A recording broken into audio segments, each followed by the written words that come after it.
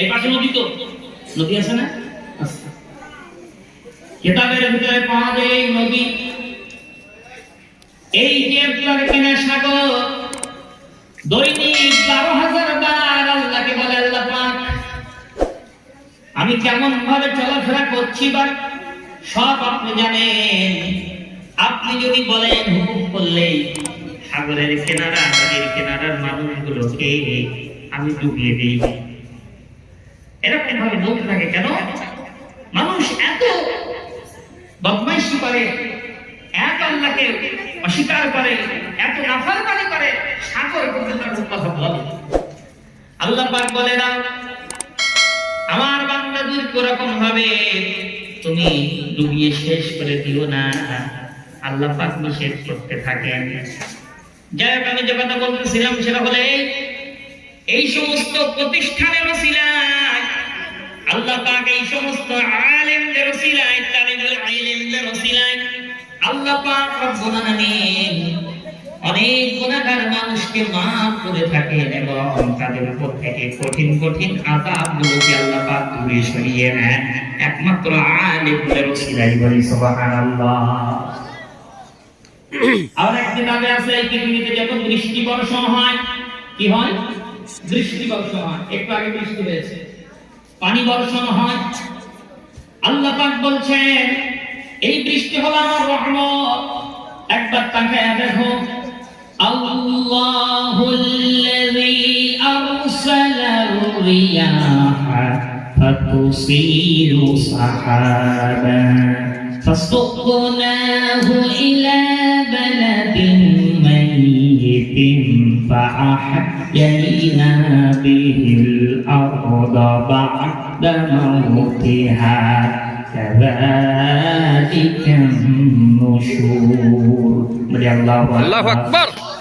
আল্লাহ পাক বলছেন আল্লাহ হলেন তিনি যিনি এই সমুদ্রের লবণাক্ত পানিগুলোকে বাষ্পীয় আকারে উত্থিত করে আসমানে নিয়ে নেন, আকাশে নিয়ে নেন। এই সমুদ্র, এই যে পাশে যে ইসামতি নদী আছে, এই সমস্ত পানিগুলো কিন্তু লবণাক্ত পানি, অর্থাৎ নোনা পানি। কি পানি? একবার নদীর পানি কি হয়? নোনা হয়। আল্লাহ বলেন এই লবণাক্ত পানিগুলোকে, এই নোনা পানিগুলোকে আমি রব্বুল আলামিন বাষ্পীয় আকারে উত্থিত করি, মানে উপরে তুলে নেই, উপরে তুলে নেই, উপরে তুলে নিয়ে আমি রব্বুল আলামিন এখানে মেঘমালায় পরিণত করি, মেঘমালায় পরিণত করি। তার ভিতরে আল্লাহ পাক এই লবণাক্ত পানিগুলোকে ফিল্টার করে মেঘমালায় পরিণত করে এরপরে আল্লাহ পাক রব্বুল আলামিন হুকুম করে দেন মেঘটাকে টেনে নিয়ে যাও, জায়গায় যাও। আল্লাহ পাক হুকুম যখন করেন সাথে সাথে আল্লাহর হুকুম সবাই মানে, আল্লাহর হুকুমে মেঘ চলে আসে। এরপরে আল্লাহ পাক বলেন মেঘ রে আমার বান্দাদের জন্য উপকারের স্বার্থে তুমি জমিনে আস্তে আস্তে পতিত হয়ে যাও। আল্লাহ বলেন আমি আল্লাহ পাক মিষ্টি পানি করে, রিফাইন পানি করে, ডিস্টিলার বানিয়ে দিয়ে আমি আল্লাহ পাক ওই লবণাক্ত পানি মেঘমালায় পরিণত করে দিয়ে ডিস্টিলার হিসাবে আমি রব্বুল আলামিন জমিনে নুন্নি করে ফোটাই ফোটাই পতিত করি। এই ফোটাই ফোটাই পতিত করার কারণে তোমাদের জন্য জমিন থেকে ফসল উদ্গত হয়ে যায়। সুবহানাল্লাহ, ফসল উদ্গত হয়ে যায়। আল্লাহ পাক রব্বুল আলামিন বলেন আল্লাযী জাআলা লাকুমুল আরদা ফিরাশান ওয়াস সামাআ বিনাআ ওয়া আনজালা মিনাস সামাই মাআন ফাআখরাজা বিহি মিনাস সামারাতি রিজকান লাকুম ফালা তাজআলু লিল্লাহি আনদাদান ওয়া আনতুম তা'লামুন। বলি আল্লাহু আকবার। আল্লাহ পাক বলেছেন, আল্লাহ পাক হলেন তিনি যিনি তোমাদের উপরে এত দয়া করেছেন। দেখো এই আসমানটাকে ছাদ হিসেবে বানিয়ে দিয়েছেন তোমাদের মাথার উপরে এবং জমিনটাকে বিছানা করেছেন এবং এই জমিনে সুন্দর ফসল তিনি বানিয়ে দিয়েছেন। কিসের মাধ্যমে? আসমান থেকে পানি বর্ষণ করেছে। আসমান থেকে পানি বর্ষণ করে এই জমিন থেকে কর্দমুক্ত জমিন বানিয়ে, কাদা বানিয়ে এমনি করে ফসল দিয়েছে।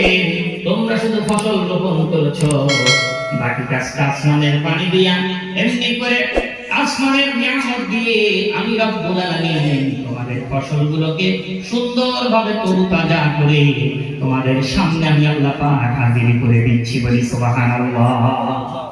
আমি আগেই বলেছি রহমান, তিনি হলেন রহমান, যার দয়া কোনো শেষ নাই, তিনি হলেন দয়ার সাগর। আল্লাহ পাক বলছেন, আমি রব্বুল আলামিন তোমাদের উপরে বড় দয়া করলাম। সবচেয়ে বড় দয়া করেছি হলো কোরআন শিক্ষা দিয়েছি তোমাদেরকে।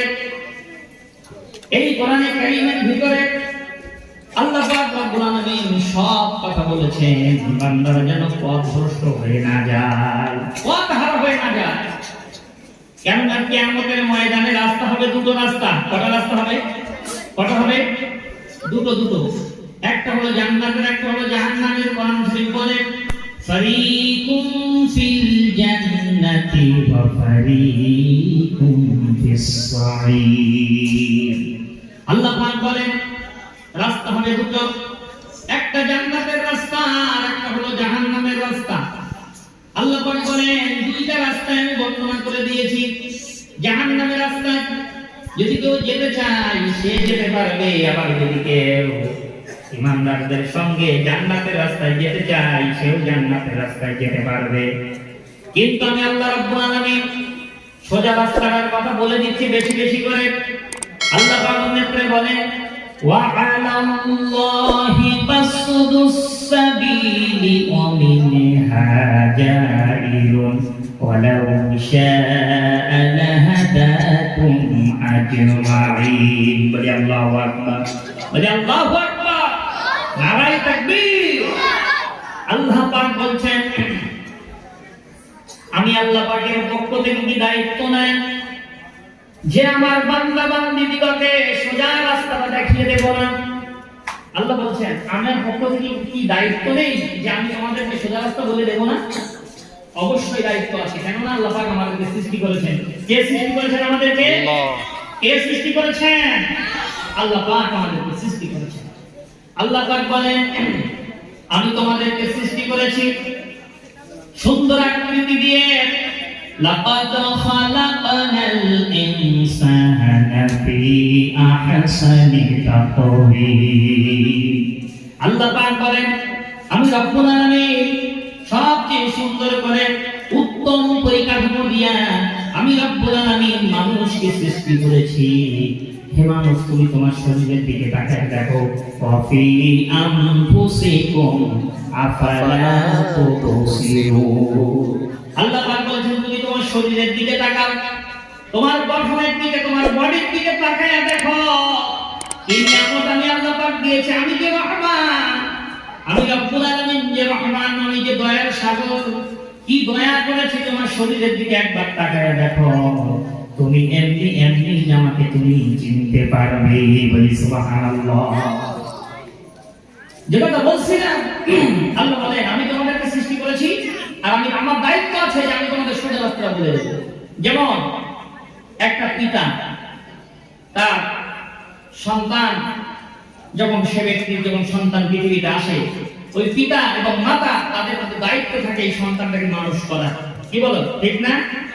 এই মানুষ করার জন্যই তো তোমাদের মতো তালিমুল ইলমদেরকে আব্বা আম্মারা মাদ্রাসায় দিয়েছে যে আমার ছেলেকে মানুষ তৈরি করতে হবে, তাদেরকে মানুষের মতো মানুষ বানাতে হবে। এজন্যই তো এই কোরআনের ফ্যাক্টরিতে ভর্তি করে দিয়েছে। শুকরিয়া শরীফ বলা আলহামদুলিল্লাহ। এখন আব্বা আম্মার দায়িত্ব থাকে যখন একটা সন্তান পৃথিবীতে আসে তাকে কিভাবে গড়ে তুলতে হবে, সে যেন ভুল পথে না যায়, সে যেন সঠিকটা বুঝতে পারে, এটা আব্বা আম্মার দায়িত্ব থাকে।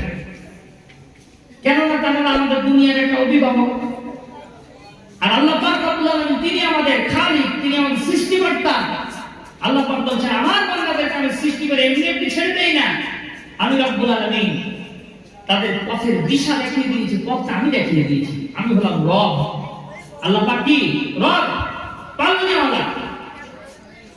প্রিয় বাবাজিরা, মাদ্রাসার ছাত্র বাবাজিরা, এমনি করে আল্লাহ পাকের এই কালামে আল্লাহ পাক সব কথা বলে দিয়েছেন। এই পথটা দেখানোর জন্য আল্লাহ রাব্বুল আলামিন বলে, আমি যুগে যুগে নবী রাসূল প্রেরণ করেছি। বলি সুবহানাল্লাহ। আল্লাহ পাক বলেন, ওয়ালাকাদ বাআসনা ফি কুল্লি উম্মাতিন রাসূলা আন ইবুদুল্লাহা ওয়াজতানিবুত তাগুত। আল্লাহ পাক বলেন, আমি রব্বুল আলামিন প্রত্যেক জাতির জন্য, প্রত্যেক উম্মতের জন্য আমি আল্লাহ পাক আমার পক্ষ থেকে নবী রাসূল প্রেরণ করেছি, আমার পক্ষ থেকে নবী পাঠিয়েছি। এবং এই নবীরা সবাই তারা বলেছেন, তোমরা এক আল্লাহর দাসত্ব করো, এক আল্লাহর গোলামি করো। সমস্ত নবীরা কি বলেছেন? এক আল্লাহর গোলামি করো, এক আল্লাহ পাকের দাসত্ব করো, এক আল্লাহর ইবাদত করো। আল্লাহ পাক কজন? আল্লাহ কজন? এক। আল্লাহ পাক জানেন তিনি এক। সমস্ত নবী আলাইহিস সালামেরা এই কথা বলেছেন। 1,00,000 মতান্তরে 2,24,000 নবী রাসূল আল্লাহ পাক পৃথিবীতে পাঠিয়েছেন। সমস্ত নবীরা এই দাওয়াত, এক আল্লাহর মাকারের দাতের দাওয়াত, এক আল্লাহ পাকের গোলামি করার দাওয়াত দিয়েছেন। আল্লাহ পাক বলেন, আর তাদের কাছে আমার পক্ষ থেকে আসমানি কিতাব আল্লাহ পাক নাযিল করেছিলাম। তারা এই কিতাব দিয়ে দিয়ে দাওয়াতের কাজ করেছেন। আর সর্বশেষ যিনি এসেছেন মেসেঞ্জার হয়ে, বার্তাবাহক হয়ে, এমনি করে পথ প্রদর্শক হয়ে যিনি এসেছেন, তিনি হলেন আমার আপনার নবী মুহাম্মদুর রাসূলুল্লাহ সাল্লাল্লাহু আলাইহি ওয়াসাল্লাম। তিনি হলেন আখির নবী। এনার পরে আর কোন নবী রাসূল হবে না। আল্লাহ পাক এই প্রসঙ্গে বলেন, মা কানা মুহাম্মাদুন আবা আহাদিন মির রিজালিকুম ওয়ালাকিন রাসূলুল্লাহি ওয়া খাতামান নাবিয়্যিন। বলি আল্লাহু আকবার। আল্লাহ পাক বলছেন, তোমাদের রাসূল মুহাম্মদ সাল্লাল্লাহু আলাইহি ওয়াসাল্লাম তিনি হলেন আমার পক্ষ থেকে রাসূল। তিনি কোন প্রাপ্তবয়স্ক পুরুষদের পিতা নন। তিনি হলেন আমার পক্ষ থেকে রাসূল। তিনি হলেন খাতামান নবিয়্যিন। তিনি হলেন রাসূলের পরের শেষ নবী। তার পরে আর কোন নবী রাসূল হবে না। তাকে আল্লাহ পাক শ্রেষ্ঠত্বের মর্যাদা দিয়ে দিলেন। আর আল্লাহ পাক তার কাছে আসমানি কিতাব কোরআন কারীম দিয়ে দিলেন। 104 খানা আসমানি কিতাব সহিফা থেকে এমনি করে আসমানি কিতাব 104 খানা থেকে 4টে মর্যাদা অনেক বেশি করে দিলেন। তাওরাত, জবুর, ইনজিল এবং কোরআন। এবং এই 4টি কিতাব থেকে আরেকটা কিতাবের মর্যাদা বাড়িয়ে করে দিয়ে শ্রেষ্ঠ মর্যাদা দিয়ে দিলেন, যার নাম হলো কোরআন কারীম। বলি সুবহানাল্লাহ। আল্লাহুম্মা সাল্লি আলা সাইয়্যিদিনা মুহাম্মাদ ওয়া আলা আলি সাইয়্যিদিনা